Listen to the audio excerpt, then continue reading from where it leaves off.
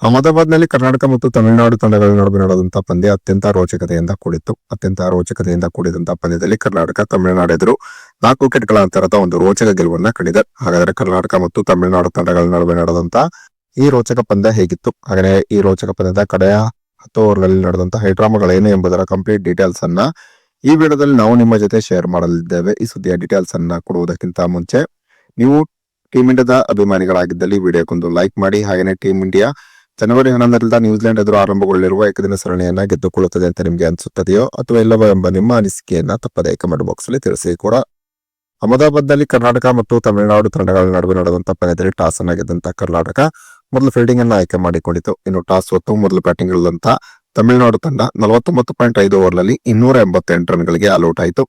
ತಮಿಳುನಾಡು ತಂಡದ ಪರವಾಗಿ ನಾಯಕ ಜಗದೀಶನ್ 67 ಎಸೆತದಲ್ಲಿ 65 ರನ್ ಹೊಡೆದರೆ ಪ್ರದೋಷ್ ಪೌಲ್ 64 ಎಸೆತದಲ್ಲಿ 57 ರನ್ ಹೊಡೆದರು. ಇನ್ನು ಕರ್ನಾಟಕ ತಂಡದ ಪರವಾಗಿ ಅಭಿಲಾಷ್ ಶೆಟ್ಟಿ 4 ವಿಕೆಟ್ ಅನ್ನ ಪಡೆದುಕೊಂಡರು. ಇನ್ನು ಗೆಲುವಿಗಾಗಿ 289 ರನ್ಗಳ ಗುರಿಯನ್ನು ಪಡೆದಂತಹ ಕರ್ನಾಟಕ ಒಂದು ಉತ್ತಮವಾದ ಆರಂಭವನ್ನು ಪಡೆದುಕೊಳ್ಳಲು ವಿಫಲವಾಯಿತು. ಕರ್ನಾಟಕ ತಂಡದ ಪರವಾಗಿ ಇನ್ಫಾರ್ಮ್ ಬ್ಯಾಟ್ಸ್ಮನ್ ಗಳಾಗಿದ್ದಂತ ದೇವದತ್ ಪಡಿಕ್ಕಲ್ ಮತ್ತು ಕರುಣ್ ನಾಯರ್ ಬಹುಬೇಗನೆ ಔಟ್ ಆಗಿ ಹೊರನಡೆದರು.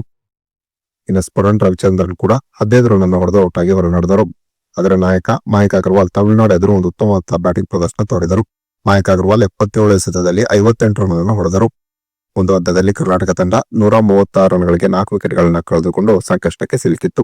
ಈ ಹಂತದಲ್ಲಿ ಕರ್ನಾಟಕ ತಂಡದ ನೆರವಿಗೆ ಬಂದಿದ್ದು ಶ್ರೇಯಸ್ ಗೋಪಾಲ್ ಮತ್ತು ಕೃಷ್ಣನ್ ಶ್ರೀಜಿತ್. ಇವರಿಬ್ಬರು 5ನೇ ವಿಕೆಟ್ಗೆ ಒಂದು ಉತ್ತಮವಾದ ಜೊತೆ ಆಟವನ್ನು ಆಡಿದರು. 5ನೇ ಕ್ರಮಾಂಕದಲ್ಲಿ ಬ್ಯಾಟಿಂಗ್ ಮಾಡಲು ಬಂದಂತ ಕೃಷ್ಣನ್ ಶ್ರೀಜಿತ್ 78 ಎಸೆತದಲ್ಲಿ 77 ರನ್ ಹೊಡೆದರೆ 6ನೇ ಕ್ರಮಾಂಕದಲ್ಲಿ ಬ್ಯಾಟಿಂಗ್ ಮಾಡಲು ಬಂದಂತ ಶ್ರೇಯಸ್ ಗೋಪಾಲ್ 47 ಎಸೆತದಲ್ಲಿ 55 ರನ್ ಅನ್ನು ಹೊಡೆದರು. ಇನ್ನು ಕಡೆಯ 10 ಓವರ್ಗಳಲ್ಲಿ ಕರ್ನಾಟಕ ತಂಡದ ಪರವಾಗಿ ಅಭಿನವ್ ಮನೋಹರ್ ಮತ್ತು ವಿದ್ಯಾಧರ್ ಪಾಟೀಲ್ ಒಂದು ಸ್ಫೋಟಕವಾದಂತಹ ಬ್ಯಾಟಿಂಗ್ ಪ್ರದರ್ಶನ ತೋರಿದರು. ಈ ಕಾರಣದಿಂದಾಗಿ ಕರ್ನಾಟಕ ತಮಿಳುನಾಡು ಎದುರು ಒಂದು ರೋಚಕ ಗೆಲುವನ್ನ ಕಂಡಿತು. ಈ ಗೆಲುವಿನೊಂದಿಗೆ ಕರ್ನಾಟಕ ವಿಜಯ ಹಜಾರೆ ಟ್ರೋಫಿಯಲ್ಲಿ ಸತತ 3ನೇ ಗೆಲುವಿನ ಸಾಧನೆಯನ್ನ ಮಾಡಿತು ಅಂತಾನೆ ಹೇಳಬಹುದಾಗಿದೆ.